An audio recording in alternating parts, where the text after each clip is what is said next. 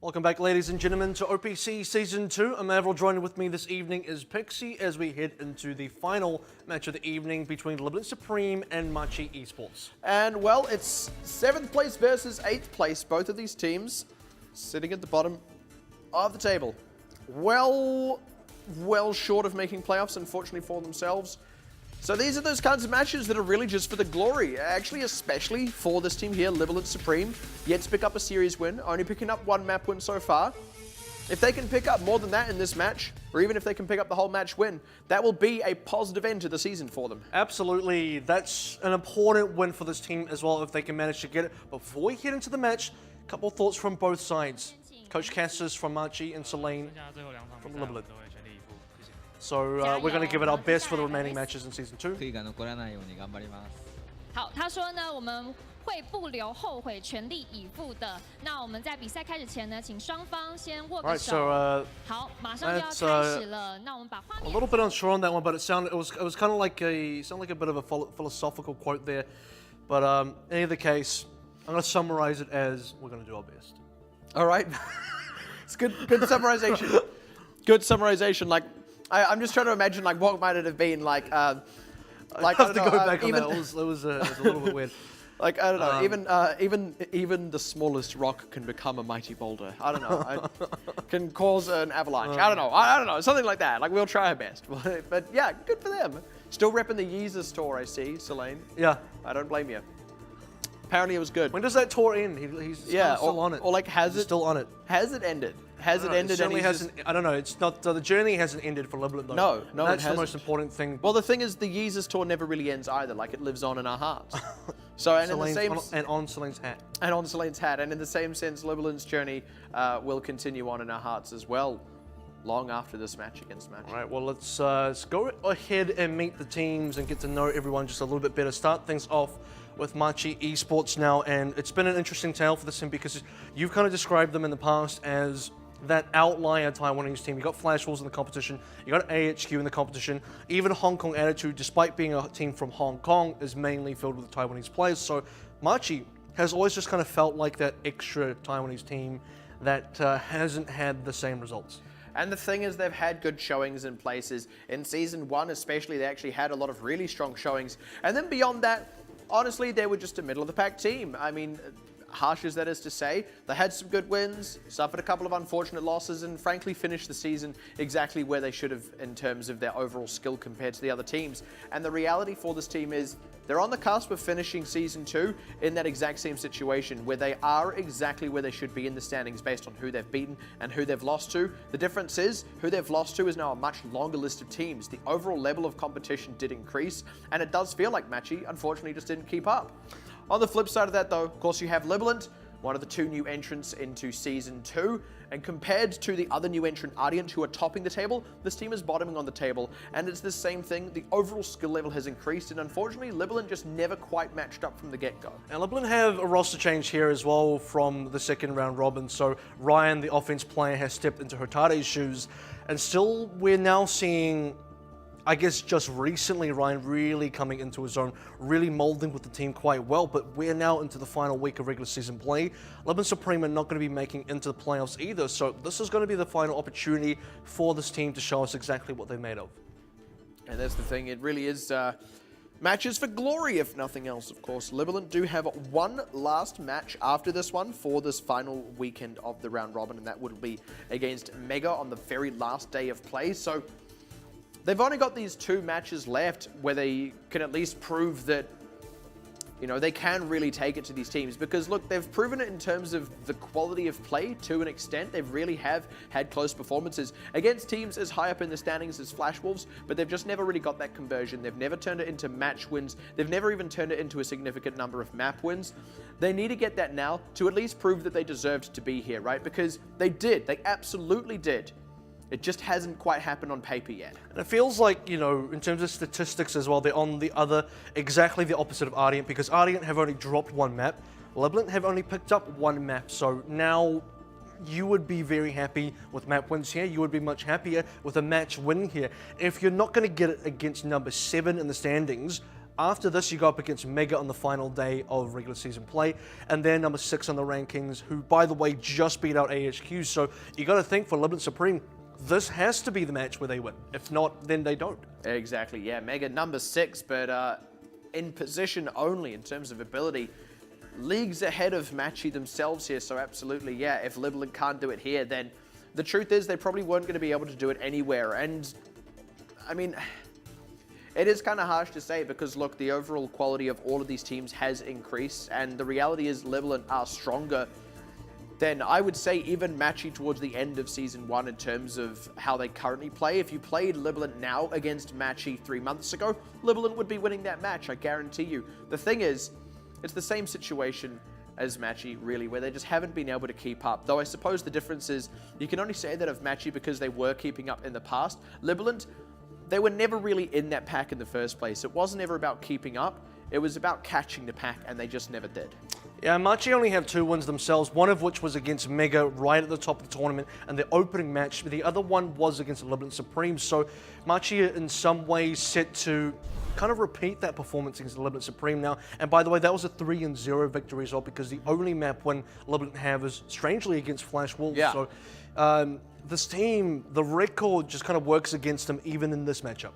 Unfortunately, yeah, it does. The thing we've got to say, though, is actually Libalent, all told, are still looking even better than they did at the top of the season as well. So that's the one kind of boon for them, I suppose, and they did have that mid-season substitution of Ryan coming in. Very quickly kind of gelled him into the team, and then, of course, have pushed their level beyond what they were able to do prior to that. So you've actually got to give the team quite a lot of credit. That's not an easy thing to do, to have that kind of change up, especially in the DPS roles, because it wasn't just a strict swap. What they actually did was moved Pepper into Hotate's old role and brought Ryan into Pepper's role. Really, it's more like swapping 2 members than like swapping 1. And then you've still actually got to come together as a team. And that's quite a fast turnaround, really. And it feels like a bit of a mild version of what Mega are even doing, because you know, Mega have had similar swaps and even a little bit more extreme, and they've now sort of are able to gel together. They're now at the stage where they're starting to feel a lot more comfortable. So Libalent Supreme are at a similar stage in the tournament with, you know, similar-ish kind of swaps in, brand new player joining halfway through. Also a position swap despite the new player as well. So, I mean, you're going up against a team, and we describe Machi as a veteran team. Despite them being in 7th place, they are definitely that veteran team because they are bringing their whole roster in from Season 1 completely unchanged. Well, they also get the home side pick, and that means they are taking us to Nepal. They will also be able to pick maps 3 and 5 being Assault and Hybrid respectively. Libalent will get the Hybrid and Escort picks in maps 2 and 4. That is, of course, if we go as far as 4, because, of course, Libalent, aside from that 1 map win against Flash Wolves, have consistently been 0-3'd, unfortunate as that is to say. That's the thing that's quite difficult now, and I think at a minimum, 8th place against 7th place team, you would expect, or you would at least hope for Libalent Supreme to get map wins in there. This needs to be a relatively good showing from Libalent Supreme. Although the stakes are not very high for this match in terms of what you get out of it, I think the pride here is quite important. Actually, that's the exact thing that these teams are playing for. It is pride. For Machi, it's the pride of, we stayed ahead. You know, we didn't just completely go from middle of the pack to totally bottoming out, right? Whereas for Libalent, it's the pride of being able to pick up that match win. It's the pride of being able to not be, you know, new team, same Japan, just failing to pick up wins in the entire tournament. And that would be a really unfortunate situation.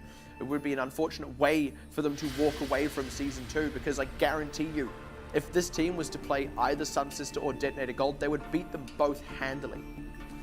And it's very important now for this team in the bottom half of the tournament, as well as, I guess, bottom half of the standings, to maintain that morale, keep their heads up, and believe that this is a match that they can win. I think when you're this far down, your match record is 0-12 with a 1-36 map record. Morale is something that's going to be very important going into here if you want to come out on top. Morale,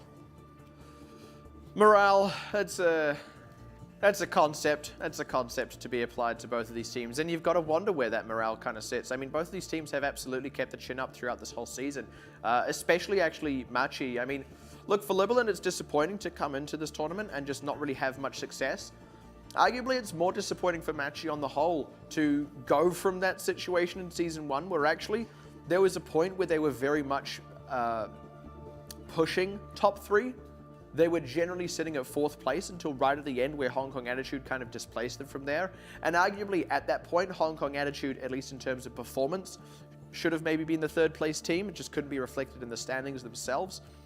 And to kind of fall from that is a really unfortunate thing. To fall from that past a team like Mega, who are mostly Fireball, who had that 3rd place finish last season, and to get displaced even further by those teams above you, to not pick up those wins against Hong Kong Attitude, to not pick up those wins against AHQ and Flash Wolves like you did in Season 1, that's got to feel rough. I think for Machi as well, there has been recorded improvements in the squad because you have seen them pull out really good performances above what they were able to show in Season 1.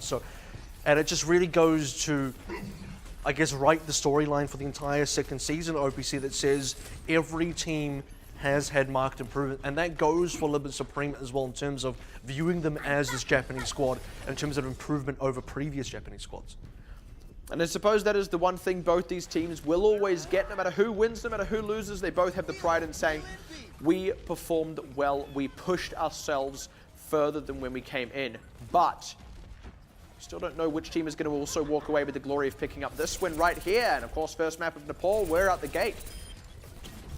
Sanctum. If you were Sean Connery. And well, if you're Machi, then you're going to get 2 kills. You're actually going to lose Resio in the process, though. They've got the pressure, though, and they've got the wraparound here from Kant, so they should be able to convert this one onto... Oh, dear, good headshot, actually, to kill Kant, but they're ahead in the fight anyway. We'll secure that point. There are some decent trades here from Libalent Supreme, so despite getting pushed back here, despite losing members to start with, Pepper picking up the kill into Kant at the end there is pretty important. It does just keep things a little bit more even, and it was also a matter of time before Machi got their flanking because they are running a Tracer. Ryan started on the Junkrat, now he's onto the Tracer instead. You know what we get here with this Junkrat pick, with the Steel Trap, is we get Nun's Stuns. That's the new one for us. We also get his grenades, but it doesn't quite rhyme. Kant getting the Pulse Bomb kill. Wow, instant conversion onto Pepper as well. Good work by Kant. Kind of secures the fight single-handedly. From there, it was all just kind of follow-up. And that's the thing, because if Nuns gets in trouble, then Nuns runs too, so... How far can you take that one? Yeah, well, if he dies, he's done.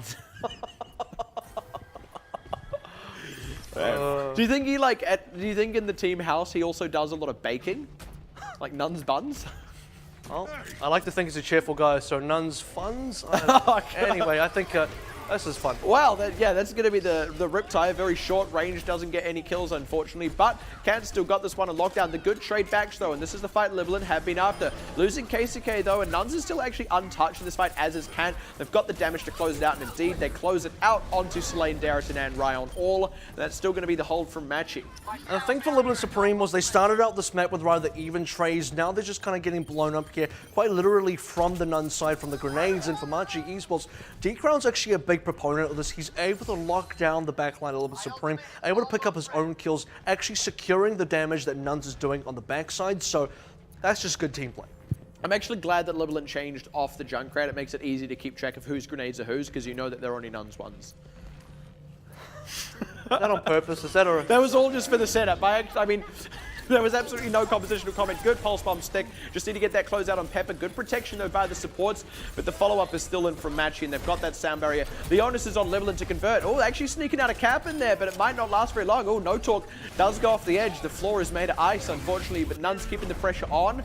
They're not converting these extra kills just yet. Libalent really struggling to get good position on the point. Now Nuns, another Riptide to come out, just looking to kind of cut off the snake. That's a good catch onto Selene. And with Libalent already looking a little bit lean with the members that are on the point, could be Machi able to strike back. That was a great shot into Ryan as well. You could see that Ryan was looking for Nun specifically while the Riptide was coming out, so that's a nice counterplay if you can sort of land it. Pepper now onto the Soldier as well, and sort of kind of very dire moments here. Good use of the Primal Race to lock him out, and the cap goes back into Machi's favor.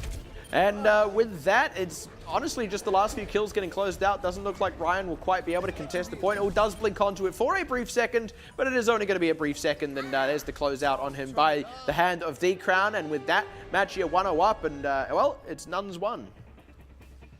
Well, he's 1 up. Yep. He's 1 up. You have to make a list. Mario. I'm not keeping up with these, so make a list, somebody. But the real difficult thing here for Libalent Supreme is when you consider the state of things. This is not so far very impressive showing off the bat, and it's not conclusive yet because we're not finished with Nepal just yet. We're not even into the series really because this is only map 1. So potentially Libalent Supreme have a bit more that they can put on display, but currently it does seem like a bit of a one-sided show. It's going to be different compositions now, at least for both sides. You're not going to see the Junkrats onto Village. Might just give Libalent a chance. Yeah, I'd quite like him actually to start a business with his children, like nuns and sons. God. That would be good. I would shop there. Like, I don't even care what they'd be selling. I'd be like, you know what? I can appreciate a good pun. Well, speaking of, that's a really good open actually from Libalent. Kind of dealing with the aggression of Machi, going to catch both of those tanks out, and now they can get on the aggressive themselves. Need not lose Dariton though. Maybe going a little bit too deep, but they're still converting the kills. Dariton's going to keep his life. Nuns is going to go down. That's actually going to be Libalent coming out the better of the opening skirmish. And a much better engage from them as well. You can see the mileage that Dariton got in his jump there. In fact, if Ryan picks up the kill into Kant here, this just puts things in motion even further for the team. But a little bit of a cat and mouse chase. Not going to be successful for Ryan, but Libalent Supreme going to be happy with the cap nonetheless. And yeah, nonetheless, absolutely. Ryan getting a little bit pressured out. They need to be careful, though, with how Machi position around this one because they are looking a little bit overextended there, and that's the catch on to Pepper to open it out for Machi. And now Ryan getting pressured out, and it's all just conversion. Libalent, we're just a touch too spread. Machi totally saw the opportunity and sprung. That's a good timing for attack from Machi as well because note that Libalent Supreme are just a little bit shy away from their ultimates. Ryan on 98, Dariton on 96, he died on 95, by the way. No support ults either, and for Machi Esports, this was going to be the only fight and the only timing that they can make where they can definitely come in before Libalent, get their momentum rolling. So now a quick cap back and Machi in control. And very decisive as well to actually see that opportunity and go for it.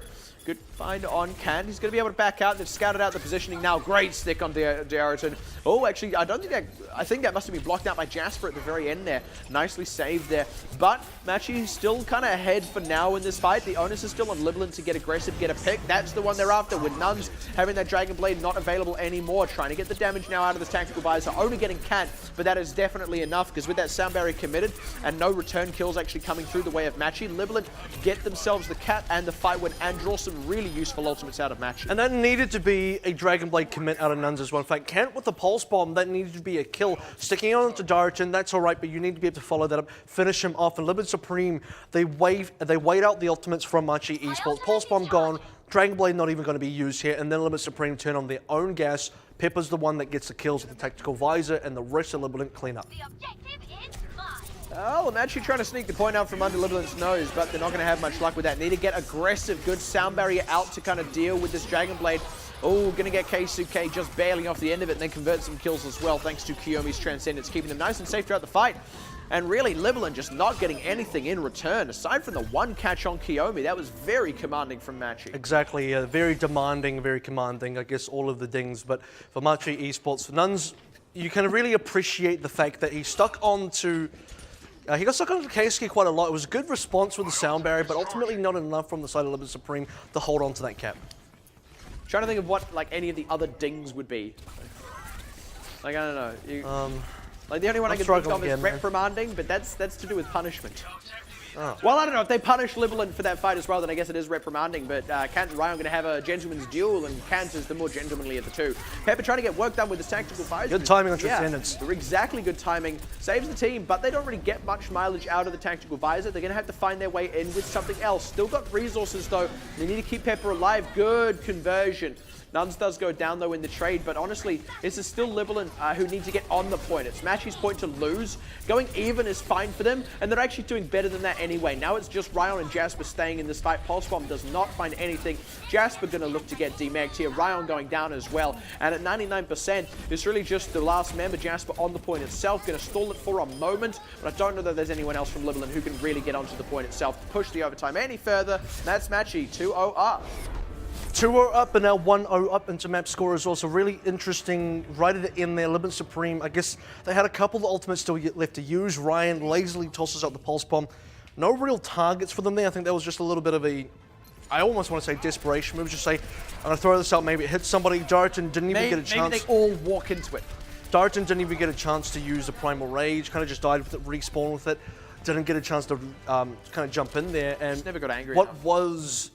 What was the most important fight for Libalent Supreme? They kind of just misfired. And the reality is as well, the opening skirmish was really good. They had another solid fight in the mix there as well, but they just weren't getting anything off the back of that. They weren't getting that follow-up fight win that starts to push the game more into your favor, right? Where you can really push that percentage up, where you can start threatening the map win more seriously. If you're only winning one and then losing one, but the other team is able to win one and then win another one, you're naturally going to end up falling out behind and getting the map taken away from you. And of course, with that, Machi, with that 2-0 in Nepal, set themselves up 1-0 up on their map pick. Libalent, they do get to go to their own map pick now on Hybrid. Yeah, and I think observationally as well, what you can really take out of this Nepal sort of result so far is the fact that all of Machi's fight wins were so much more one-sided than any of Libalent Supreme's fight wins. So the ones that Libalent Supreme did get, it still seemed a little bit more of a struggle. Aside from that opening fight where they completely wiped down Machi, everything after that was more Machi one-sided. Yeah, and the thing is, you've also got to go back to what happened on Sanctum, which was completely Machi one-sided. Like, there wasn't even a single fight win in there, let alone Libalent getting the opening skirmish fight win. So that's the thing. Look, they did get some fight wins, but couldn't convert anything any further. And then most of the time, they actually weren't getting fight wins anyway. It's no surprise that the map ended up going the way it did. And you're still in the situation where Libalent do need to step it up just that extra little bit if they do want to be picking up these map wins that they so desire. And Machi weren't entirely clean either. I think that was most evident on Village. So there were a few moments where you expected Machi to come out ahead. They had the ultimate advantage. There's a couple of misfires there too when Nuns dies with Dragon Blade. There was another ultimate there that was not really committed well. Something just went wrong, but I guess we'll have to find that out in the replay. And this was their opening skirmish on Village. So this was actually really well handled by Machi, by Libalent Supreme rather, because Machi went for quite an aggressive dive here.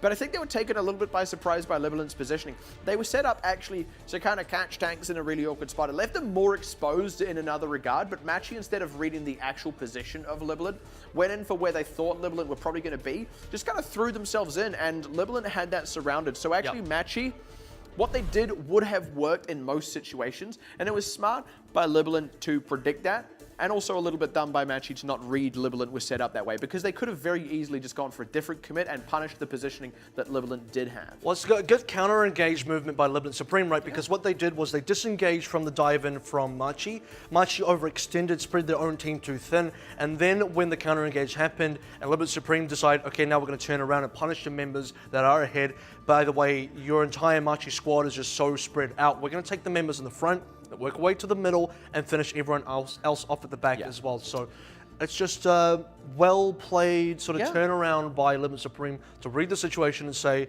we can pull back this far and then immediately we can punish. And a good job as well to surround the two tanks that had gone in, because normally you want to dive in with those members and the DPSs. That's how you get the work done. Kind of goes without saying, right? So isolating the tanks meant that they could safely kill them without actually getting threatened by the DPSs. That's kind of where that overextension factor comes in. But now, moving well away from that, this is quite a long way. Oh, whoa! That's what Omnics get in London. And you've got that like only built to serve thing in the background. Like, given the political climate, I think that was a very insensitive thing for Reinhardt to do. Whew. I mean, Omnic rights matter. Not in London though. Not in London. Apparently everywhere, but not in London. Well, oh man. Well, that was rough. I don't know. Yeah. Anyway, look, we go from Nepal, which is like where Omnics are achieving, nirvana, to London, where they're achieving poverty. So, but it's going to be King's What Road. an achievement! It's going to be. I achieved achieved poverty. It's not. Yeah. It's achievement unlocked. Not. Achievement unlocked below the red line. That is. Look, this is a terrible line. Okay.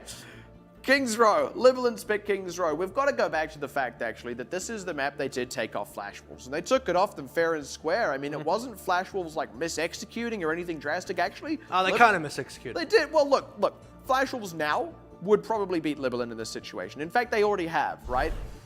The reality is, though, at the time, Libalent did just play better than Flash Wolves. And Flash Wolves weren't looking bad by any measure. They had some issues. They had some points of weakness that they later fixed up. but those points of weakness weren't so much on Hybrid as they were on some other map modes and some compositional things. There were compositional issues on that Kings Row match, but it was still Libalent's win, fair and square. And you've got to go back to that because it goes to show what Libalent is capable of and kind of stands as proof that what's plagued this team is their inability to consistently perform to that level. And also consistently punished, because we talk about the fact that it was, I guess, half Libalent Supreme winning fair and square, which they did, and half of the fact that Flash Wolves were in a state where they weren't super sure what they were doing. They were kind of experimenting still. They were just getting into Doomfist meta, figuring out how to play Doomfist. They got punished quite heavily for that. And that's what a team like Libalent Supreme need to do, especially against a team now where, you know, they're the underdogs. They're the underdogs going up against everyone, unfortunately, in OPC. So every mistake that the other team makes, you have to capitalize. And if you do, that's how you can win. You know, I think May might just be the most annoying thing in the world. In the whole world? Yeah, like when they block you in spawn with their ice wall and you're like, really, dude? Like, really? Get a hobby, you know? What if that is their hobby? Get a better one. Well, can't argue with that. Yep. Make it at least the hobby that contributes. Say, like, I don't know, go work at a soup kitchen. So this is an important wraparound by Libalent Supreme, because what they can achieve here is work around the fact that D-Crown and No Talk have no ability to challenge the high ground, which then gives Pepper a lot of space to breathe with. Now that they swap positioning with Machi, they're actually in a great space to take this cap. And that wraparound is the experience Selene brings in from having gone on the Yeezus tour. So Libalent now, with that pick on No Talk, getting good pressure onto the rest of these members, and the wraparound is there from Ryan as well. Just looking to get the extra conversions now, getting the two healers out. They do lose Deriton, but he's got a close enough respawn. Actually, good catch back by Kant, but Pepper's still fairly safe in this one. Able to keep rebuffing Kant from this high ground alongside KCK, kind of using that right click to good effect there. And this is now Libalent set up on the point. Good position for Pepper, and they got these respawns coming in as well. And I think the good news for Machi so far is that Libalent Supreme have been somewhat slow to take advantage of the cap, so this is going to give Machi space to come in now and contest this cap, especially because Nuns is actually picking up kills.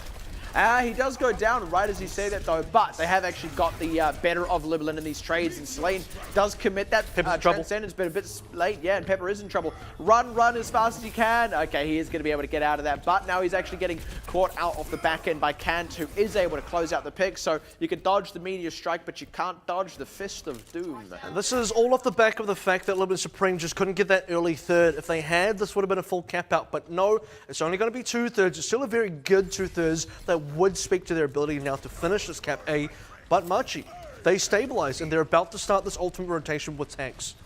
And that's what Libalent have to be aware of as they all get caught in an Earth Shadow. That's good trade back onto Restia and Kiyomi. So actually Libalent definitely not out of this fight. D-Crown was actually a little bit deep on that one. Canton, No Talk though, they're still doing work in this, but with No Talk out of the picture, that's the grab off the table, and Libalent should be able to get back onto this point. Little lean on members, but they get those closer respawns, and that's really the boon they need. This is one of the misfires from Machi because they have 3 more ultimates, including a support ultimate. They should be able to come back in off the back of the Soul Barrier, and you expect the grab as well. Libalent were just a little bit hesitant to get on the point because of where Nuns was positioned, and because of it, they're now not quite converting it just yet. They do get the kill onto Kant though, so they've had to kind of take this extra fight that they'll need to win. They are winning it so far though, that is the good news. As they get caught in the grab though, they do lose one member, able to keep the rest alive though, just barely as they close out the extra kills. And great positioning by Pepper to not get caught in that. Means they do get their grab out, they get the team kill, and they get the cap all in one. It's just a really awkward recontest from Machi because it was a little bit split.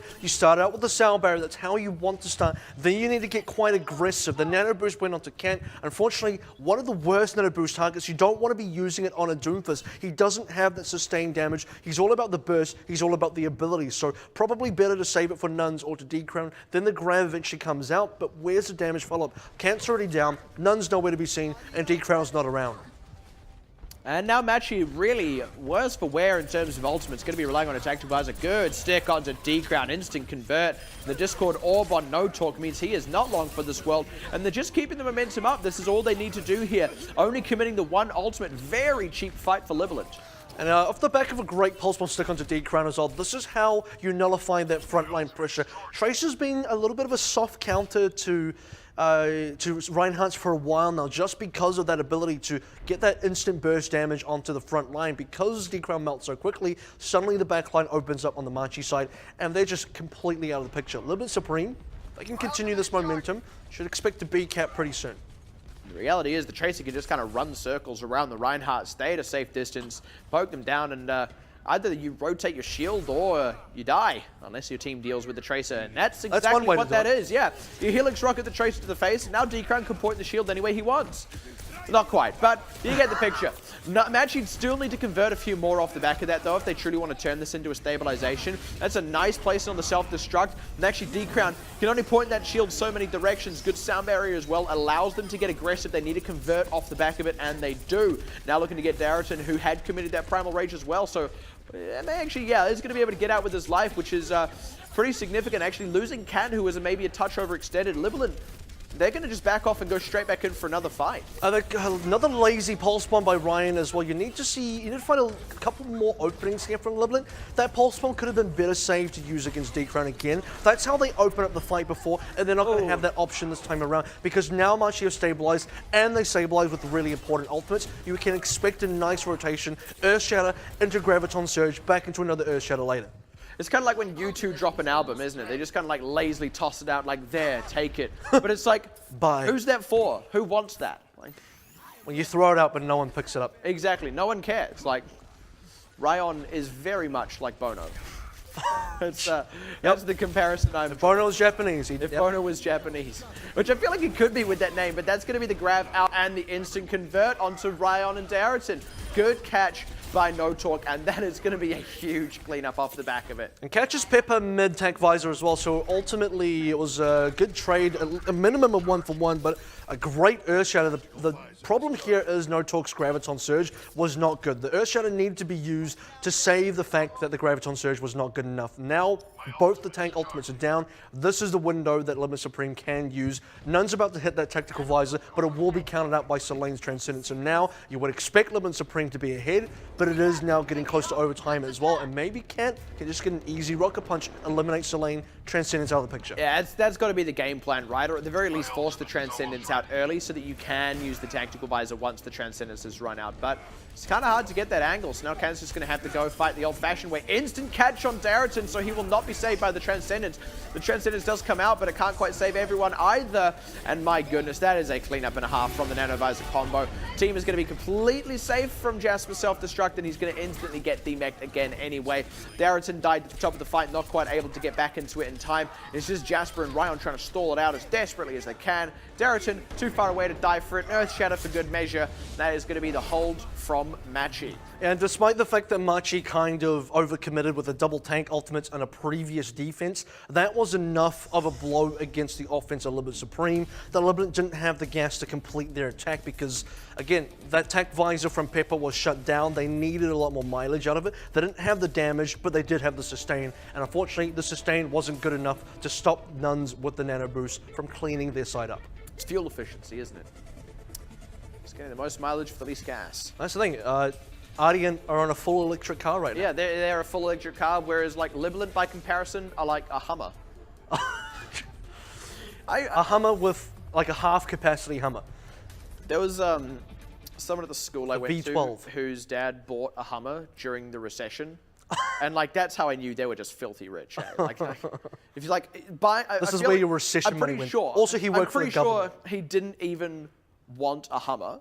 He just wanted to show off. Like, isn't that everyone that buys a Hummer? It's like I'm so rich, I can buy a Hummer in a recession. Who buys a Hummer to get a Hummer? I feel like if you get a Hummer, it's because you want to show that you have a Hummer. I feel like there's no other real reason to get one.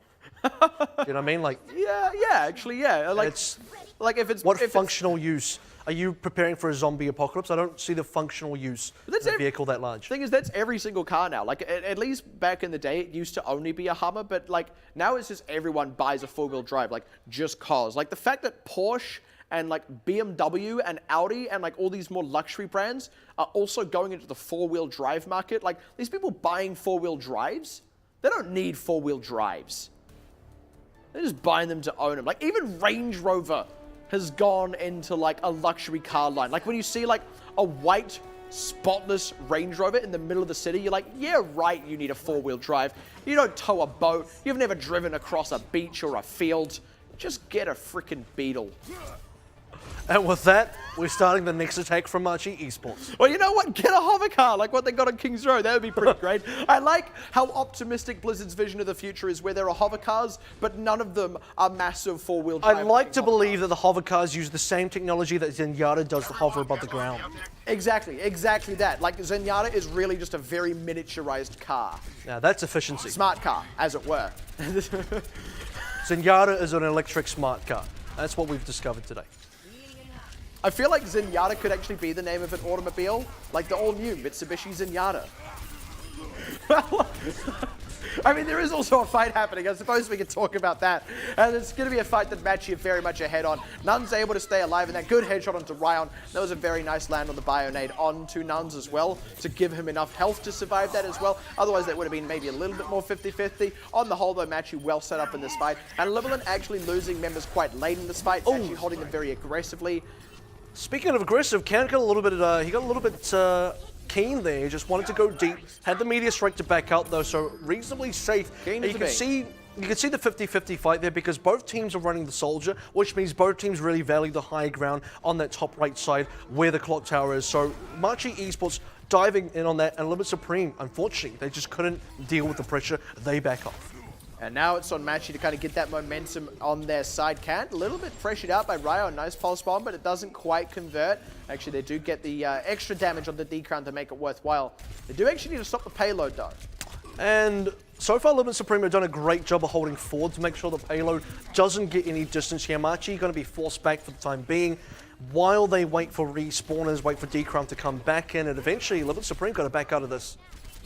Now, that's the thing, like, truth is, it isn't a lead, it's just taking a bit of time off the clock for Libalent, so... Which is still useful. It is useful, but unfortunately, instantly losing the fight as it breaks out after the fact. Selene has to commit the Transcendence, but they've already lost members to the self-destruct from No Talk, and that is unfortunate for Libalent. They are stalling up the cart, but it does very much feel like Machi are in control of this fight. It's just a matter of time, and there it goes, is now the cart back underway. A lot of time on the clock for Machi. And a really awkward commit there from Libalent Supreme, because you had a situation, Pepper and the rest of his team kind of use the ultimates as a half commit from half the members, and the other half are kind of deciding still. Keisuke dies with that sound barrier still available. Selene with the Transcendence, it doesn't unfortunately protect you from a self-destruct, and it comes down to the fact that No Talk severely opened up that backside.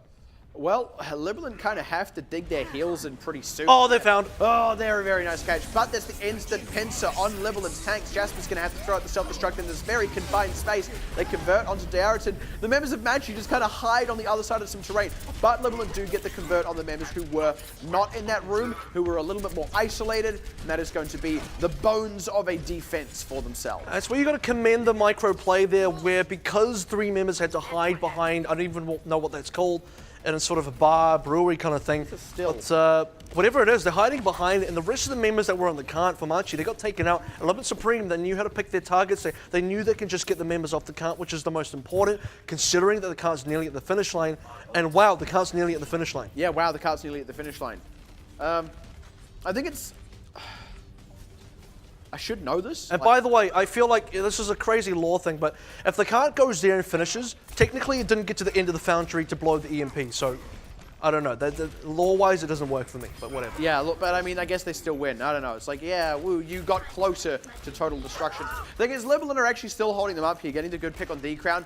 They've actually got the ult economy kind of online here for themselves. This is very achievable still for Libalent. I think so, and they have, you know, again, good rotation is what they need here, and I've sort of been saying that a decent amount of times tonight. When you say it to Ardian, they know exactly what they're doing there. When you say it about some of the other teams, though, there have just been a couple mistakes. So for Libalent Supreme, if they can be very, I guess, conservative or just get high value would probably be the more accurate term to use here out of these ultimates, that's when they're going to get their victory. If that is brewing equipment, this is the Omnic part of town. What are Omnics brewing? Like, they don't drink beer. Well, you don't know that. Have you seen Bender from Futurama? He drinks beer. Anyway. There is that, like, oh, wow, that's a great opening already. Cat getting the pick in there, and they can just commit these ultimates now, and it's just about closing out the last few kills. Selene, again, Transcendence just seems to come a bit too late after people are already dead. Jasper not going to be able to get back in the mech, thanks to Nun's Tactical Visor. Ryan as well going to fall to it. Now it's just Darrington with this Primal Rage to try and stall out the point, but he's got to actually get he already used it. He's got to go for it. Yeah, he used it really early. Now he's almost dead as he arrives at the cart, and there's no one else to contest it. Not even Ryan, even as he has just respawned. That's going to be Machi picking up King's Row. Going to take over all the brewing industry. That's what the cart was there for. Yeah, it's the EMP, the that brewing box is stuff. full of beer. It's weird because sometimes you see a random bucket or a random little doodad, just a little thing there in the end screen because all the members just placed there, and so any destruction you do on the way there, just kind of it's still there. I actually think that's quite cool, isn't it? Like, it's funny. Like, it's not just like some like placeholder image. Like, it's actually like within that space on the map is where that shot is. Yeah. So what actually happens is after you successfully push the EMP cart into the brewery area, all six of you run back to the part in front of the pub, and then you line up for a photo. So it's kind of what it was like. Remember on like Junkenstein's Revenge, people would do that, like, because it would zoom in on the villain, and if you were in frame, you could just stand there and like spam your gun around. It was hilarious. Well, with that, they've successfully taken over the King's Row brewing business, and Machi looking to kind of monopolize these industries around the world. We'll have to see where they take us to Assault, because they are now 2-0 up on the cusp of closing out the series and winning Monopoly. Well, the thing is, I think you want to go to Volskaya here, because that's when you can get to monopolization on the mech construction as well. Exactly that. That's the logical next step in this business venture. Make President Volskaya an offer she can't refuse. That's what it's gonna be. I've always liked to imagine that, like, that cinematic with Sombra, but like, what if she was like a New York style gangster, like, President Volskaya, I'm here to make a friend. I don't want to hurt you, I'm just here to make a friend. I like making friends. Do you like making friends? Now, I don't know about you, but I don't think the Russian people would be too pleased to know about some of what you've been doing. I can just see that. Like, let me make you an offer you can't refuse.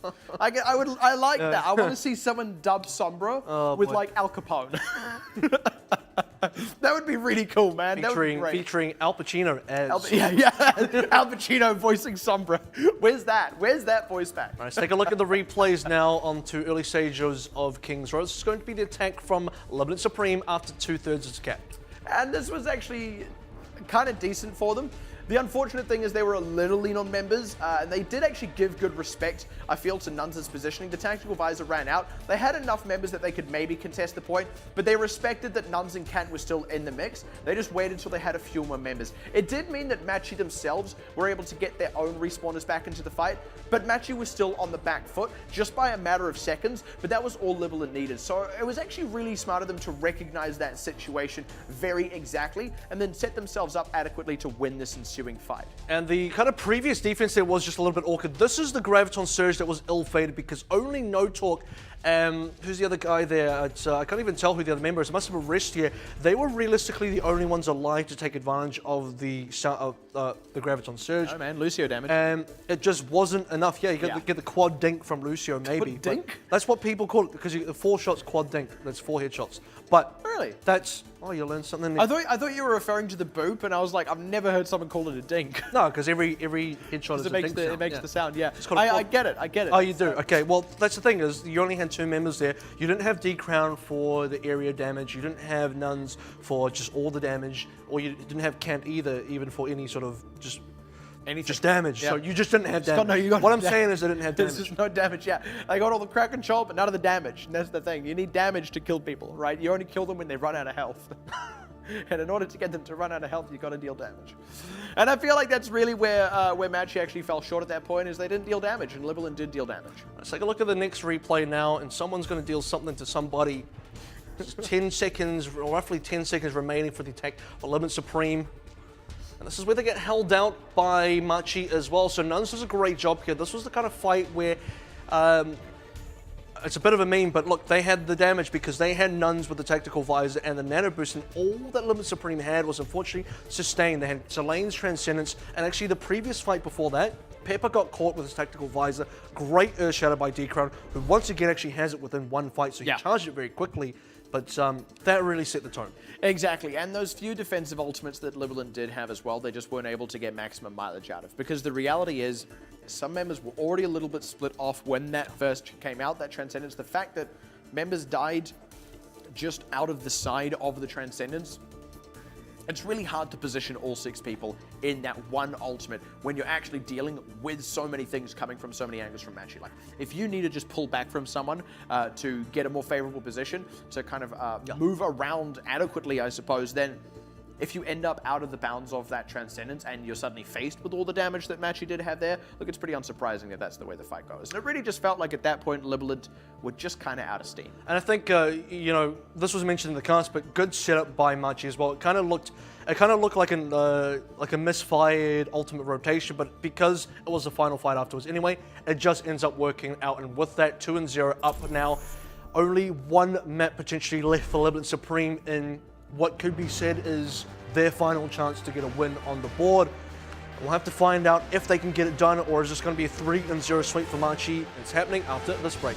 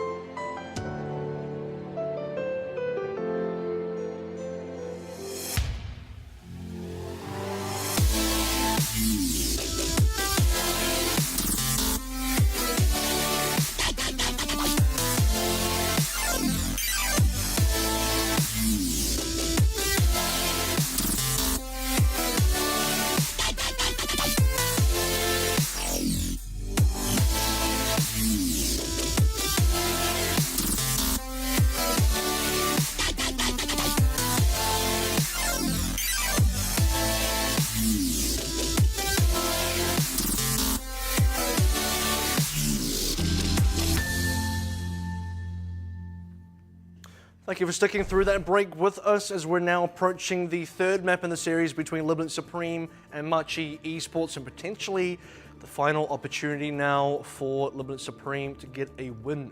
And the reason we say that is, of course, they do have one more match up this weekend, and that is against Mega, who are just that one rank above Machi right now in the standings, a team that Machi haven't really had great performances against themselves. So on the whole, yeah, this kind of does feel like the last one that's really within striking distance for Libalent. Mega still are, but it would be a tougher ask than Machi.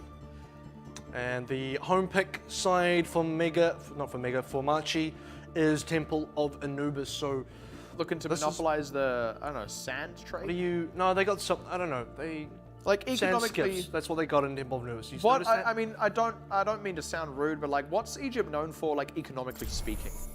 Is there anything in particular they're quite famous for?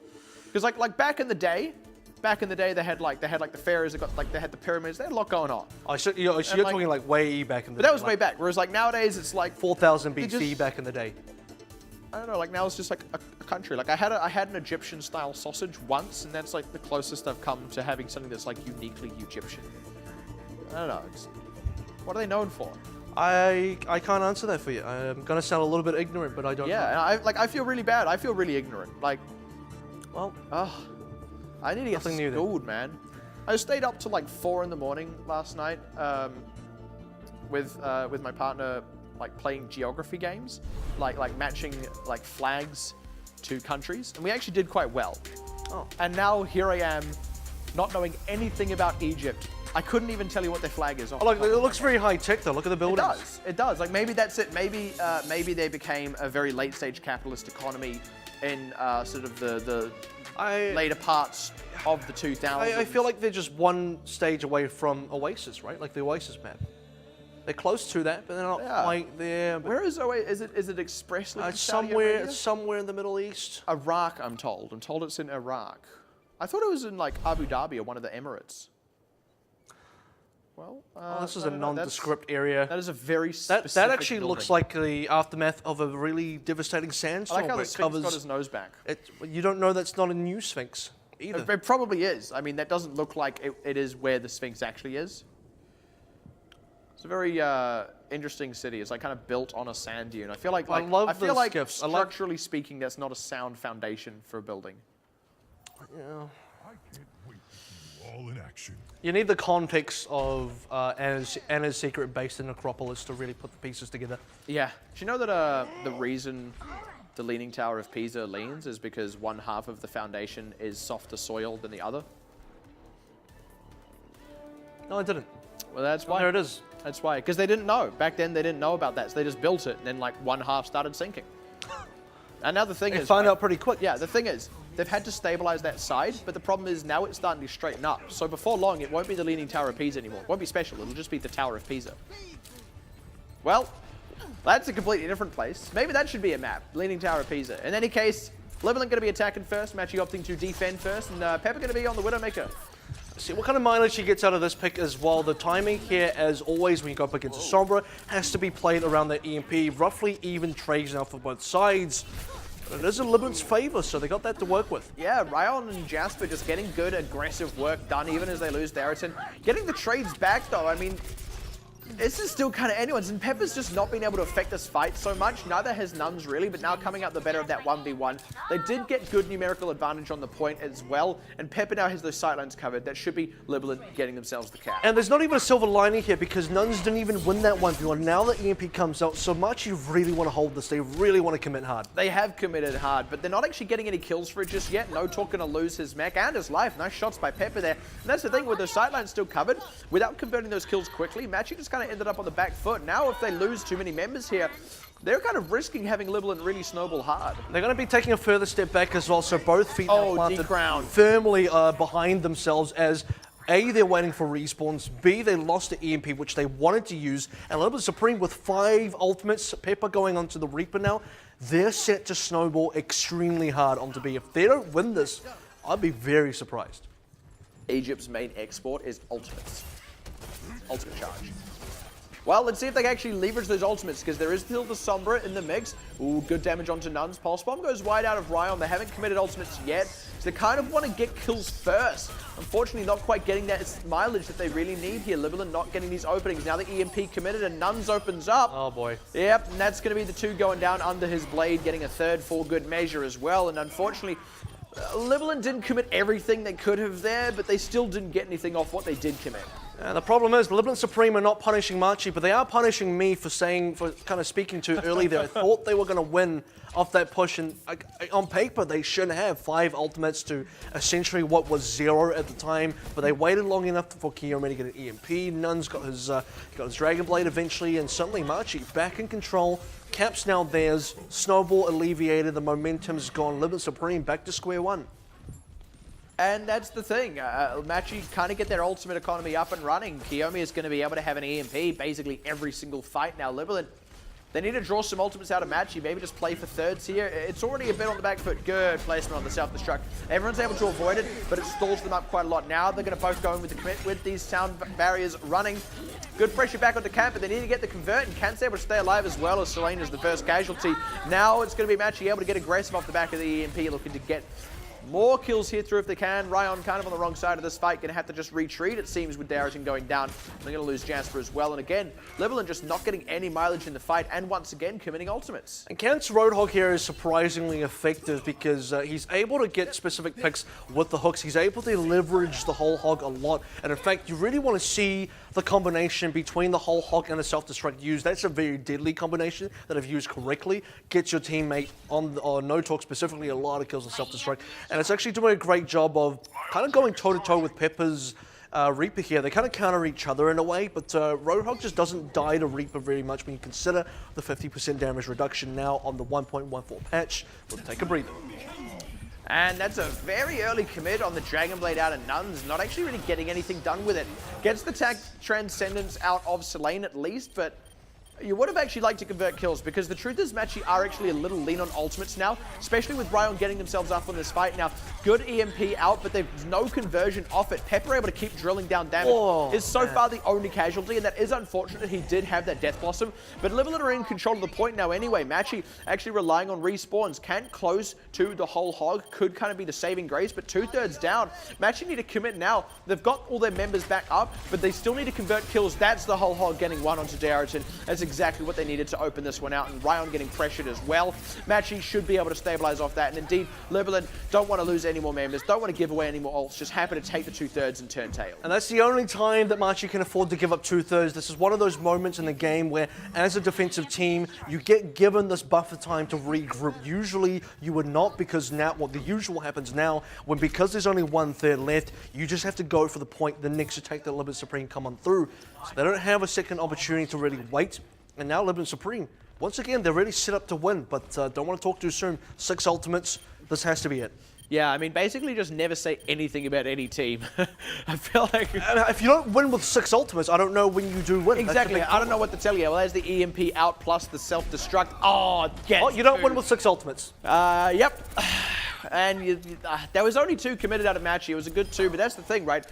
The defenders with that EMP can get such low economy fights. I think for Machi Esports, the most difficult thing for them, and this is a bit of a silver lining for Libalent Supreme, is despite the fact that they got wiped in that team fight, what they actually did is save every single ult, and Machi got nothing out of Libalent Supreme. So now Machi have to defend even leaner than they were previously, and Libalent Supreme have an even bigger advantage than they did before. So this time around, not winning will be far more inexcusable.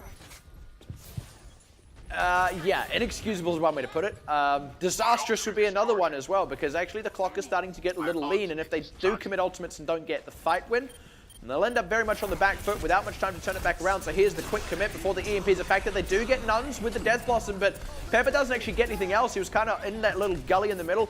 Jasper has to commit the self-destruct to preserve the mech. Will at least be able to do so as they do kill Kant. Actually, Jasper didn't get the self-destruct out. Little unfortunate for them. EMP coming in, but it's a touch late, and actually Pepper's still able to do damage in this fight. That's Libalent able to get themselves set up enough on the point, really leveraging that window where EMP was down. Good kill onto Nuns. Libalent very nicely set up, just looking to close out the last few here, and they only need that final third as well. It's nearly ticking up here, just need to kill Can. Good hack onto Pepper, but not the ideal target because Pepper can still really do most of what he needs even when hacked. That's the strength of the Reaper in this situation. Machi though, full round of respawn, so again, Libalent, they've got to commit something here to get a leg up in the fight. Whole hog, nearly a factor, committed out now, and there's it, the kills coming through. Oh! Though, can they get something off the back of that? You would hope that they can, but it's just him and Ryan, and they've still got to kill Kant. Kant may only be the last man standing, but that's no, it's a route. It's a route. That is so heartbreaking for Libalent. Yeah, inexcusable. And on your side, disastrous. It really is. 6 ultimate plus Machi was totally down. You disappointed? Can't use a whole hog, sure, but triple kill from Jasper. What more do you want out of that fight? I mean, that's it. That's out of, aside from Jasper getting 6 kills, I'm not too sure what else Libalent Supreme could have done. That was it. Oh, there's the EMP out. They do get the closeout on Kant, though, and they've actually kind of weathered the storm. So, I mean, look, maybe they're going to do it when they shouldn't be able to, because they got Restia too, wasting no time to get onto this one, with still this Death Blossom available to secure it after the fact. D-Crown out. No talk, getting pressured. There's the Death Blossom. He blocks up most of it, but he can't block in all directions at once. He's going to get demeched and go down here. Restia now trying to contest. It'll be Kant after him. And if Libalent keep going this way, they are actually going to do it. Heck, they've even got a few seconds on the clock. Happy about that one as well, Casey, right at the end. Woo, 6.4 seconds. You made it. At the 2-minute mark, they probably should have made it, but hey, you'll take the 6.4 because at least it's not overtime. At least if you're going to head into time back now, it's going to be a competitive time back and not a situation where Machi just cap 1/3 and it's done. I kind of hope that Machi cap with like 5 seconds left. It's like technically Libalent came out ahead. You know, you really do remind me of my dad. 6.3 seconds. Yeah, 6.3. Like your dad, but a lot less ginger. Yeah, no. Actually, I'm the only ginger in my family. Like, you remind me of my dad sometimes. Like, I'm not angry, I'm just disappointed. Oh, that's just worse. Oh. That sounds very personal about your own life. It's like 6 ultimates. Feel like you gave away a lot about your own life. 6 ultimates and they couldn't do it. I'm just disappointed. The thing is, all my sons of Libalent, I'm disappointed. The theory kind of goes, right? If your team's strength literally does not improve this. So actually, the previous fight, when they had the 6 ultimates and they wiped, that should have been a fight that they committed first and they really got in with the 6 ults, because at that point, it's not even worth trying to get extra defensive ultimates out of the other team. They're already behind. You want them to be even more behind, and even then, when they were more behind, you still couldn't really win it. You have to understand, your team's maximum power level does not, you can't get any stronger as a team once you've reached 6 ultimates. So it's actually very important at that stage to start spending so that you can recharge ultimates. Otherwise, you're just sitting on that max power level, but not leveraging it to any sort of progression. You've got to really appreciate what Kant was doing for Machi there as well. Primarily not dying, but the significant thing with that is actually he was able to stay in the fights a long time. He was able to draw quite a lot of attention as well, while still not going down. And that was a lot of where they were winning these very lower cost. It sounds like New Hog, though. Exactly. That's the thing. New Hog is kind of like that. I feel like teams are now getting to the point where they are feeling comfortable enough to say, this is how we're going to run Road Hog. He's not that one-shot assassin he used to be, but he's actually a decent tank. Yeah. Funnily enough, Road Hog is now an adequate tank because he can absorb a bunch of damage and not die. There is the argument, sure, that he's an alt battery, but if you're actually utilizing the damage... As a trade-off, right? Yeah. If you're utilizing the things you do get out of him, then yeah, it absolutely is a trade-off, and for Machi, it was consistently working. Now we'll see how Machi do on this attack, because so far it's been a bit of a slow move, but it is a flank from Nuns at least. They need to actually get something done with it. Well, that's one way to get something done with it, is to kill Pepper, and Darden's low, getting pressured out here. Selene does have the health pack control, but he's not going to get the EMP up just in time. They do preserve some of the health on these tanks, but this is now the opportunity for Machi to get aggressive, to try and rout out these members. EMP committed onto just Nuns. It actually kind of means they lose that comeback mechanic if Machi convert more kills. And with D-making Jasper, getting the kill on that, pressuring out Ryan and Darrington, they are converting those. Now without that EMP available, Selene may actually be able to get another one still. Actually, Pepper's back with Keisuke, so there is some pressure on the defensive side. Darrington's going to keep this point locked up for the time being until he dies to the pulse bomb. But until, you know, as long as someone's keeping this point locked up, Pepper can keep pumping out damage. Oh, good catch onto Ryan as well. They are still getting these kills through. This is really back and forth, but with that EMP committed and, of course, Machi having the closer respawn, that should be all it takes for them to convert this point. Now, looking to get the chase down on Pepper, who isn't actually on the point itself. D-Crown getting these kills through, getting a third one for himself. And that's going to be the cap that Libalent are after. And I think despite the fact that Libalent Supreme kind of used a decent amount of ultimates there and kind of really committed to defending A, they got some ultimates out of Machi as well, namely Kiyomi's EMP. So there's not going to be that kind of momentum factor, at least not on Kiyomi's side. Selene, however, does have his own EMP. So if Selene's EMP is good, he's going to shut down Rexia, D-Crown, and Nuns, prevent them from ulting, and suddenly Machi's snowball ends. Machi actually took about the same amount of time as Libalent did to attack that first point, and both teams similarly just had really long, drawn-out fights there, kind of a game of inches. Machi, though, already getting a little bit rebuffed on this offense, but they've got the sound barrier, nice EMPs. Nuns is able to avoid it, though, but he's not really getting much done with the Dragon Blade, only finding Keisuke, and they have already lost Kant. Self-destruct out is going to zone Nuns away from the rest of his team. Actually, no, it doesn't. He just peeks his head out and dies, and the rest of his team going to get hurt by it, too. That should be Libalent stabilizing pretty handily off the back of it. And interestingly enough, Libalent still committed a lot more than Machi there. Despite Machi looking ahead for using less ultimates, you'd expect Machi to be a lot further behind. Kiyomi now onto EMP when Selene doesn't. D-Crown, No-Talk, and Kant retain their ultimates. Only two were used by Nuns and Restia. Machi can come back in a pretty big way. If they do it quickly enough, they can get Selene and knock him out of the picture before that EMP comes online defensively. That would be the ideal, and you can also bait out the sound barrier and then cancel it with your own EMP. Really, Libalent are going to be very reliant on Pepper's ult especially. Here it comes. And Ryan's if he can get a pick, and yeah, here it comes. Ryan looking to get the wraparound. Gets Nuns. That's a big one to open it up, but they do convert some kills themselves, Machi. That's a huge pulse bomb, though. And low economy fights are the order of the day. Pepper committing the tactical visor felt very unnecessary, though. Yeah, you just said low economy and Libalent Supreme. Look, they're going to do the opposite of what you say. He's going to throw dollar bills at it. I want more. The Ryan with the pulse bomb was probably enough to secure that fight there. Pepper now changing onto Reaper. I guess the argument can be made if he was planning to change, that would have been fine. Yeah. However, if this is more of a symptom of the fact that, oops, I used it, I better change, then suddenly not so fine. The change is smart, though, because, of course, Selene is... sorry, actually that's a lie. Kiyomi was the Sombra and he's now changed off it. So actually, So meta.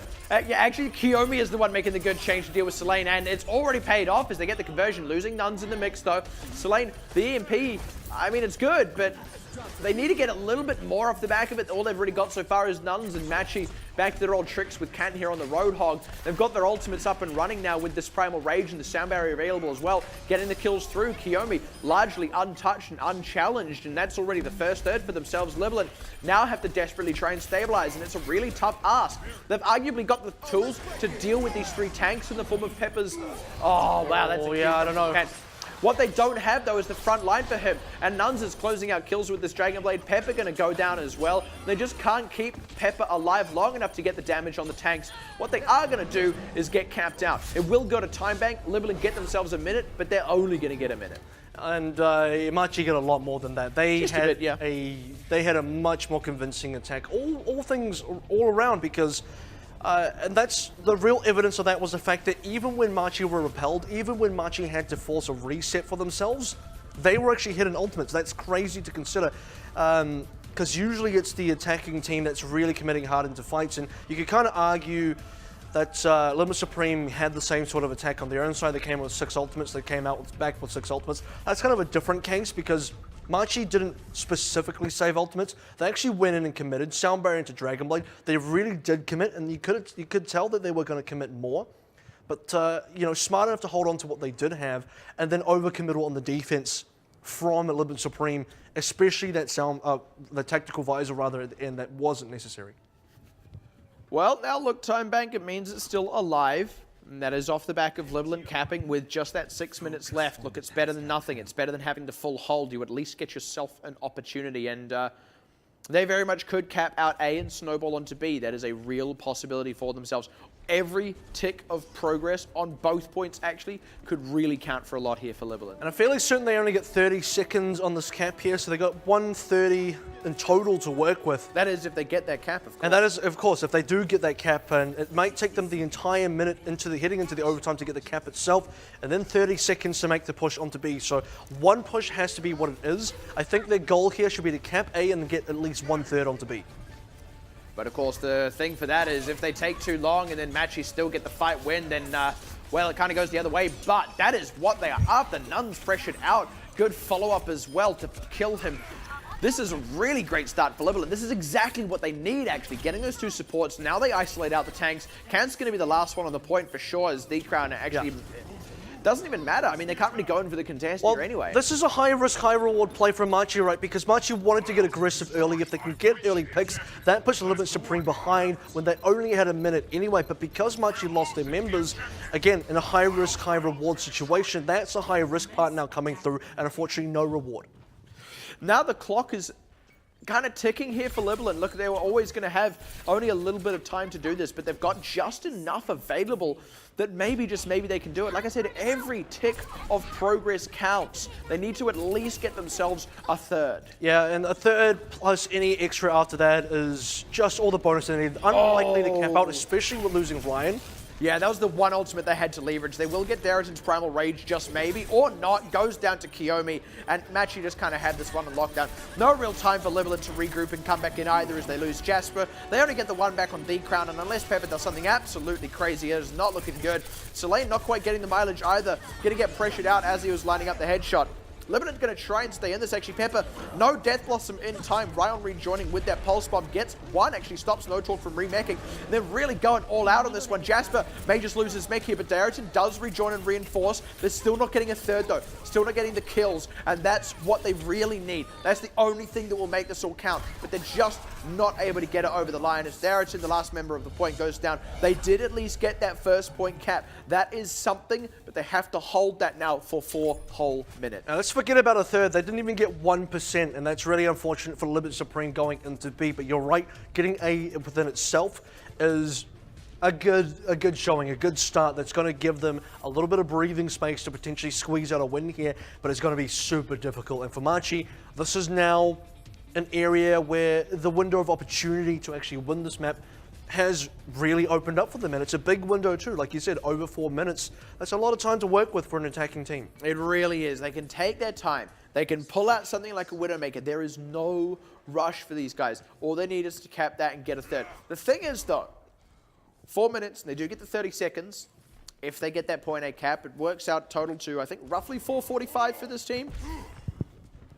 There is still the chance that they actually don't get a first 3rd at all, same as... And that'll be a draw. They get first held, exactly. And then we do go to golden point. So that's the thing. That's also very achievable for Libalent here. Holding point A in its entirety, very hard, even though that would secure the win. But taking this to a draw is very achievable for them. And this is where pacing is really important, because you can see Machi's aggression and their timing on their attacks, especially in their original attack onto B, how, okay, even when they get rebuffed, they keep a lot of ultimates, they can come back very aggressively, they don't wait too long, they don't try for these big, long-winded setups, they go in and they're very effective, they find the picks. So it is going to be the Widowmaker just a check. Kiyomi did the same last time around, didn't stick on it. He's going to be moving over to the Sombra, just the same as last time. And actually, Libalent no Sombra on the defense this time around. And no aggressive hold here for Libalent Supreme, so Machi did check for that as well, by the way, just in case they were going to do the same thing that they, that was a little bit ill-fated from the Machi side, but it's going to be the exact same hold for Libalent Supreme, and it should be the exact same attack from Machi if they want to make it successful. Good pressure so far by both teams. Just a lot of jostling as Machi getting themselves as set up as they can. Good job dislodging Darrington from that high ground. Now actually Machi looking to take the opportunity to go aggressive. Darrington looking to cut off the reinforcements though, but it is Nuns drawing first blood. Good trade back though. Nuns though going to be able to get Pepper in the mix of this one as well, and just so much pressure on the members stuck in this room. Good trade back, but with the respawns closer for Machi, unless they lose a lot of members here, they should still be able to stabilize, but actually they are getting very, very pressured, barely able to keep these members alive, and they do close out on Darrington, so Machi going to be able to hold on to that fight. That is going to be Libalent getting pushed off this point. point. Looks like the cap is going to go over. Pepper as well onto the Sombra for point B defense, I would assume. And this time, no ultimates used by Machi as well. The last time we saw on the tank A, you had an EMP come out of Kiyomi. You might have had a second ultimate from someone as well, but now going into be their sole advantage. Pepper is unfortunately very far away from his own EMP, so there's just not enough to use on the Libalent Supreme side. The game plan for Libalent here needs to be Darton holding out the Primal Rage, buying time for a second wave of respawns, and overcoming the first EMP from Kiyomi. They would also very much like to get a big pulse bomb out of Ryan. That would be a pretty sweet way to start things off. And he's done it before, so why not? And look, 3 minutes is achievable. Good early pick actually onto Restia. Darton at 96. Stay alive. Oh, Rion converting onto Can. Yeah, that is really big. That means Darton does not have to commit the Primal Rage to stay alive. That is just going to buy them a little bit more time. Yeah, it's going to give Machi the opportunity to push back now with 6. So we're going to see exactly what Machi do when they're faced with 6 ultimates on their own side. But you're right, Libalent Supreme, because they won that fight, they buy themselves the time. Now they also get themselves some ults as well. The big one has to be Pepper.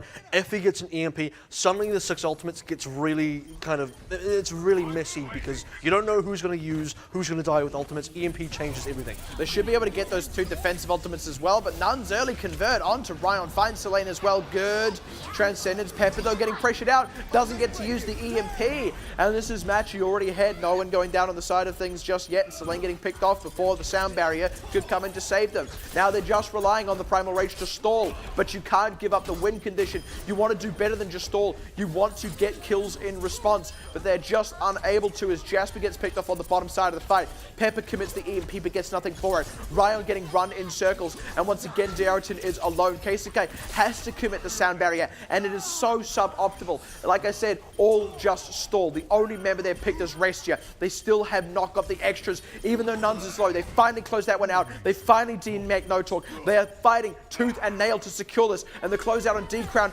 even as they lose Pepper, may just be what they need. Getting Kiyomi Ku, and just shy of getting that third. Libalent are going to hold on by the skin of their pearly white teeth. And Ryan and Selene, oh man, they really pulled that one out. The EMP from Pepper wasn't effective. Darton and the Primal Rage just bought enough time. At least that was the time that was used to allow Pepper and, well, rather Ryan and Selene to get those kills in on the Mei and also onto the Trace. And now the Pulse Bomb back again. You don't have any win conditions necessarily on Libalent Supreme outside of a great Pulse Bomb. Machi, though, they're now running out of time. This is now seriously threatening a draw.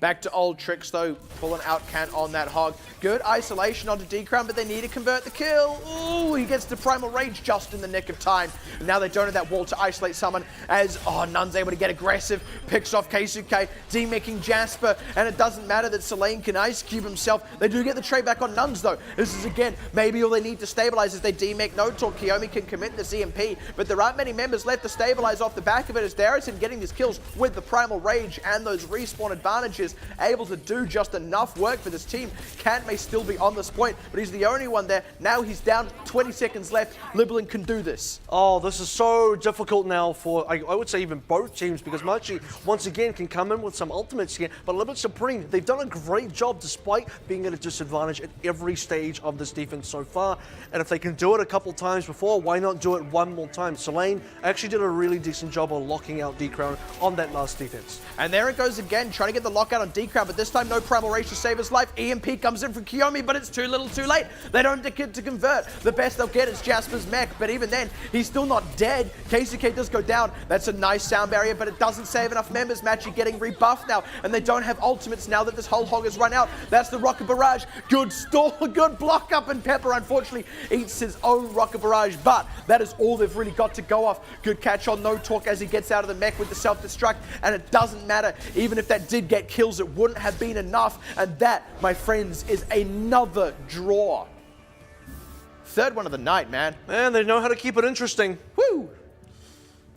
Well, we're seeing, despite it being, you know, what is it, kind of 3-0s across the evening, and by the way, not necessarily 3-0 for this match just yet. We'll have to find out what exactly happens in the next map.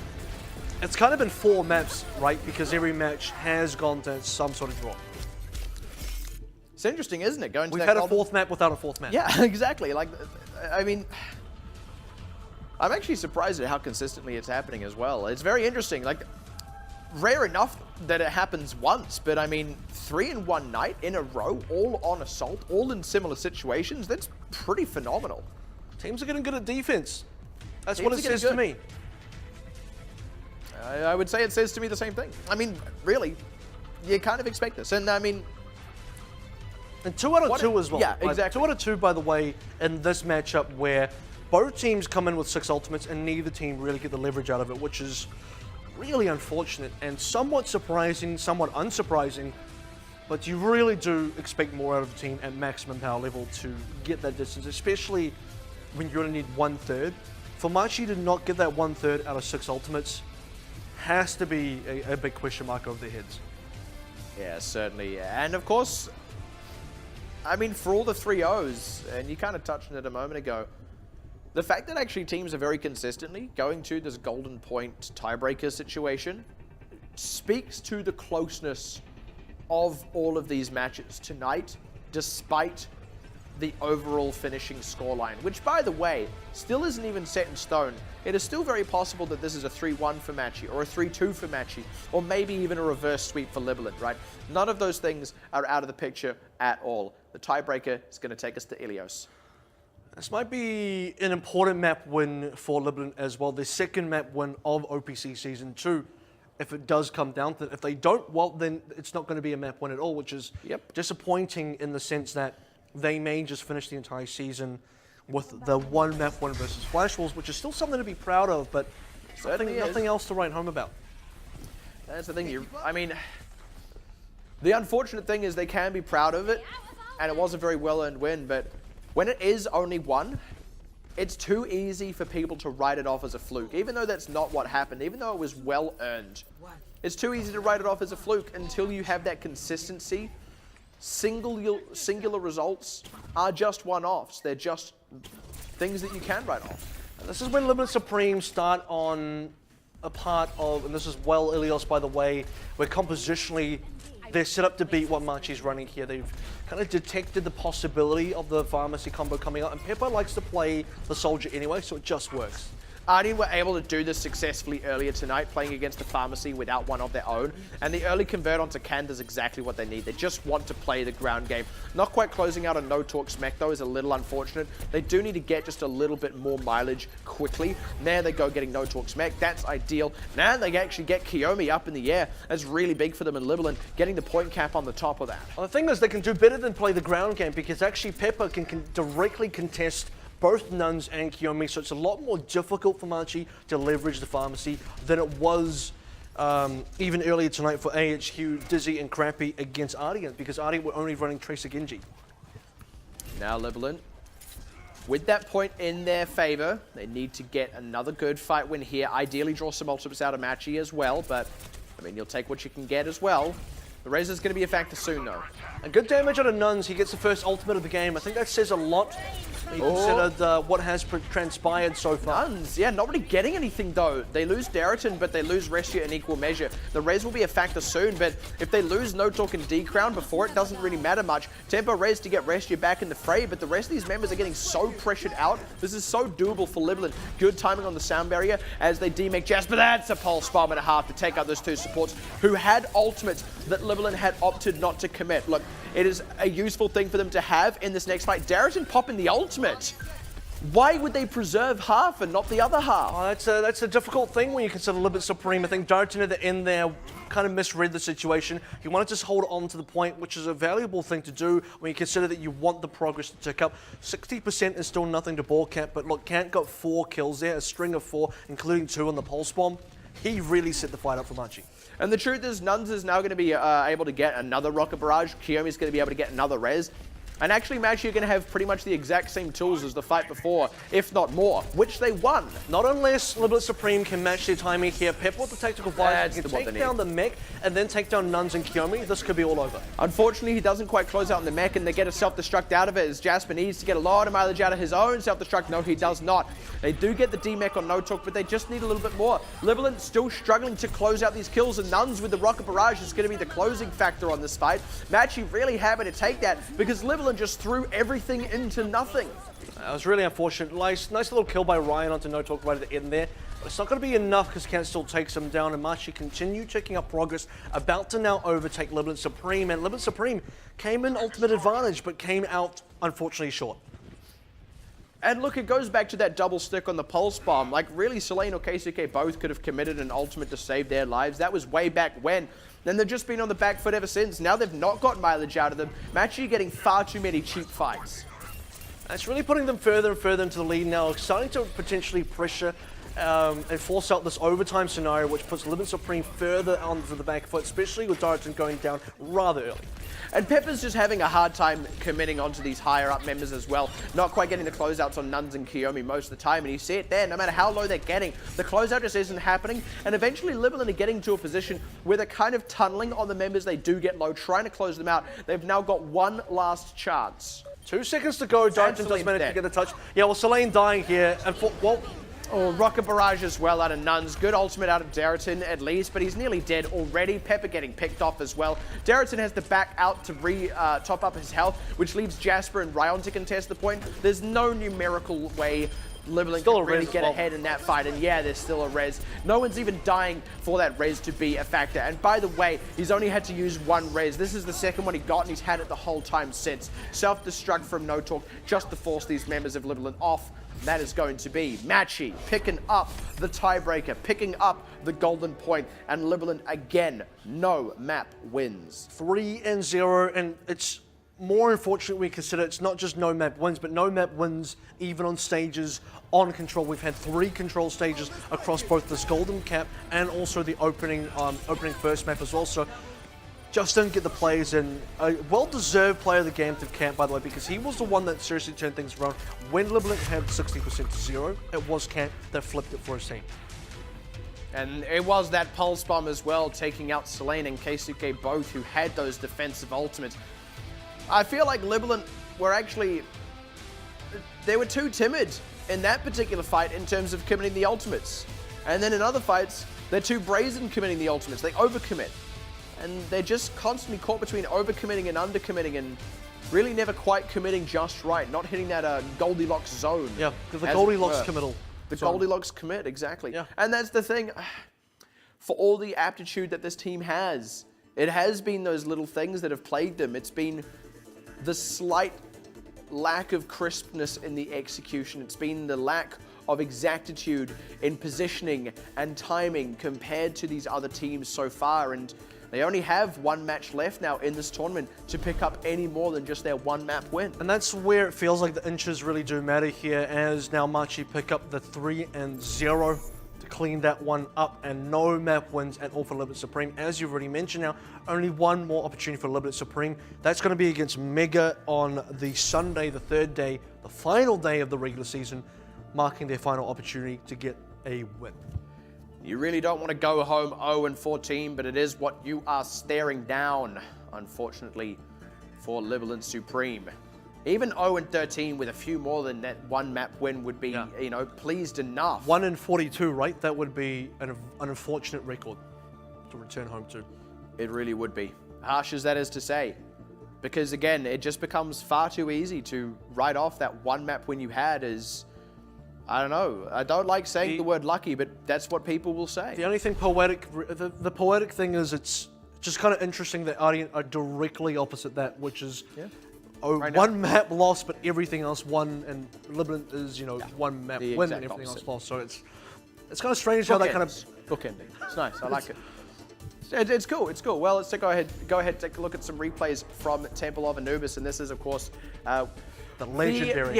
This is, of course, the I suppose ill-fated push, I'll call it. It took them a really, really long time to close this one out. They committed so many ultimates and ultimately ended up getting rebuffed here. This is a really hard defense out of Machi as well. It took them so long. They took it done at the end of the day. I think Kent was one of the key factors of this, if I'm not mistaken. A whole hog arrives eventually. You expect a lot more progress. 78.4 so far is not bad. It's nothing to laugh at from Libalent Supreme, but it's also not a cap, at least not yet. With the five ultimates they committed right at the start there, they only got a few kills, and it's just not the mileage you're looking for. Now Kent has the whole hog. And it kind of looked like bees around a honeypot in a way, because they were constantly just kind of juggling the entirety of Libalent. between both sides of the point. One person would go to one side, and then Libalent would all turn attention to them. They'd just back right out. They'd be safe. And then someone would go to the other side, Libalent would turn tail and put attention to them. So they were constantly keeping the point contested, despite having like 2 versus 4, 5, 6 for most parts of that kind of holdout, until they were able to get more respawns in. And the unfortunate thing there as well is you saw Libalent getting that huge self-destruct at the very end. Yeah. There was this really unfortunate moment where actually Jasper had that self-destruct and wasn't able to commit it before getting demech, just wasn't quick enough on the fingers. And had he committed it then, it probably would have given them the extra space to close out more members of Machi at the right time, probably would have got the cap on that fight. Even if it got that 3k a little bit earlier, even if it got that 3k and less people had died before that, it was just unfortunate that such an impressive self-destruct couldn't be followed up on, because really, it was the only one there. Yeah, they'd already lost the fight by then. And well played by Machi as well to save it, because Kiyomi came in with an EMP at kind of the right time. He got a majority of the attackers on the Libalent Supreme side. Can't stay alive long enough, which is something you noticed. He just never really died. Stayed alive long enough to make the whole hog really useful for his team. And everything on the Machi side, a game of inches, real small micro things, put them ahead. Exactly, and that's the thing, look. You can call the Rolled Hog an ult battery, but every time they heal themselves up, they actually get ult charge too. And when you're getting that sort of mileage out of the That's an effective ult battery. Yeah, you're happy to take that. And this is, of course, the later on attack on Machi's own offense. And I mean, really, this was just a similar fight to what Libalent did. It was kind of slow. They took their time setting up the position. There were some trade kills in among it, but on the whole, Machi were just kind of ahead from the start, and it was just a very slow closeout. And eventually, though, Kiyomi does commit the EMP here, so it wasn't without losses on the Machi side. They do get a number of kills, and you can see here, this is where it gets difficult, because Pepper resets up on the high ground. Someone does eventually come back onto the low ground as well to contest the cap itself. If I'm not mistaken, Darton arrives, there he is, finally. And while this is all happening, T-Crown gets pushed out. This now allows Pepper to rain down the damage, picks up Restia as a kill, and it has to be the case that Machi didn't feel like they want to get this one cleanly, and they have to commit something, ends up being the EMP. And that's the thing, it was good respect to Pepper. You can appreciate them wanting to do it then, get the fight win then, and get the cap. Because you got to consider, look, if they hadn't, for whatever reason, if Libalent had been able to stabilize, and you can see there, they had the numbers to potentially stabilize had that EMP and the conversion not come through.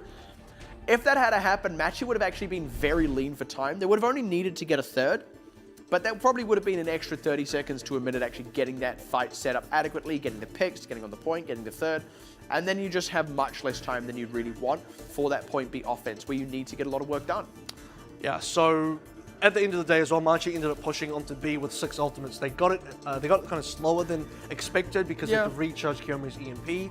They kind of got rebuffed for one. They eventually came back. It looked pretty good. Now the player of the game is Nuns on the Genji.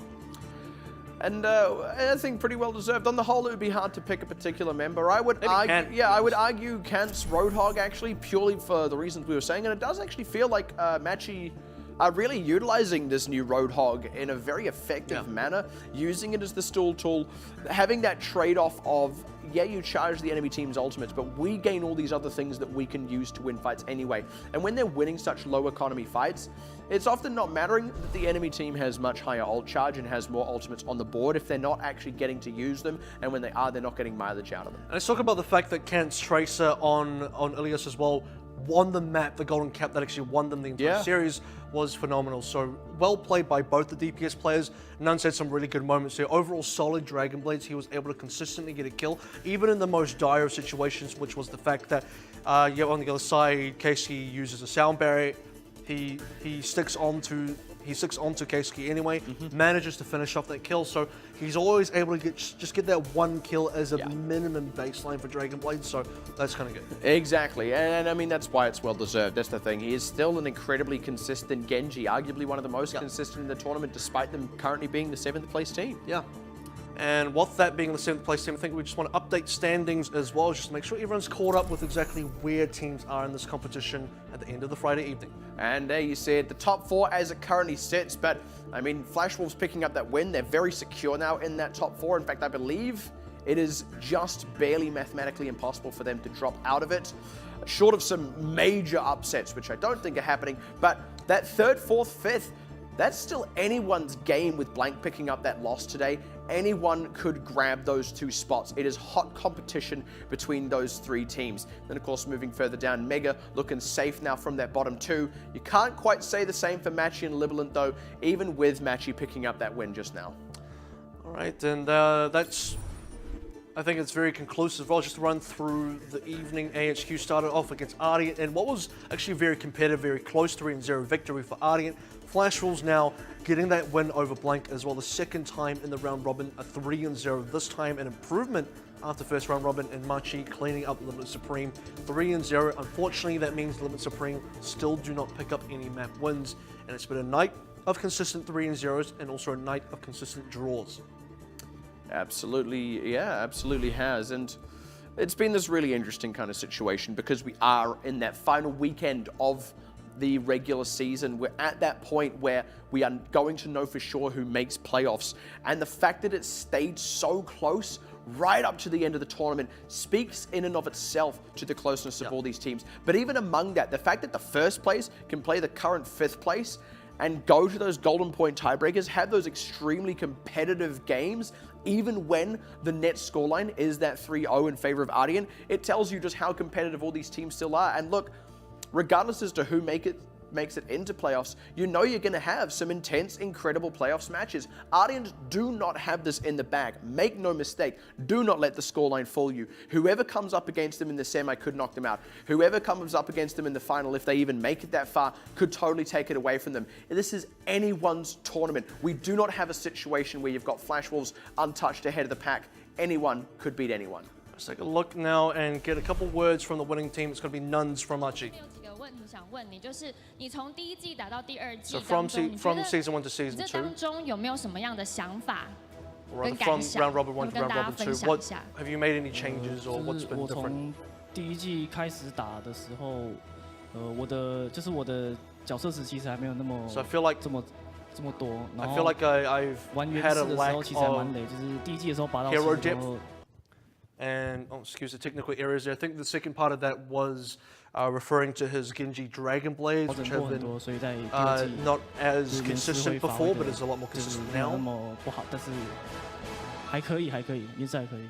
那这次的成绩会觉得 So 对自己有点失望吗，或 from 是 this season's result, though, you feel a bit disappointed 还是 overall? 蛮失望的，因 I 为 feel like it is a bit 其实我们练 disappointing. 了这么久，然 I 后 feel like we've been together 对 for 就是没有 together 打 as a 出我 team 们 for a long 团 time now, 练打出来， but 就是 we 打出来 haven't. 那样子。 I feel like we haven't reached our potential and 那 our 我提到原 results 始， haven't 那 reflected 原始其实 our 目 scrimmage 前 results. 看起来是 Nance 你的原始， So it feels like 算是我们 Genji- OPC 里面的前段班算是很厉害的原始。 It feels like in the 但 OPC 原始 you have one of the 这 better 一次英雄 Genjis. 那么从我们 OPC 看起来，或者是国外，你有没有什么觉得原始是比你强势的？ So how do you feel about 之 your 类的东西可以跟我 comparison 们分 to 享一 other 下 Genjis in the world?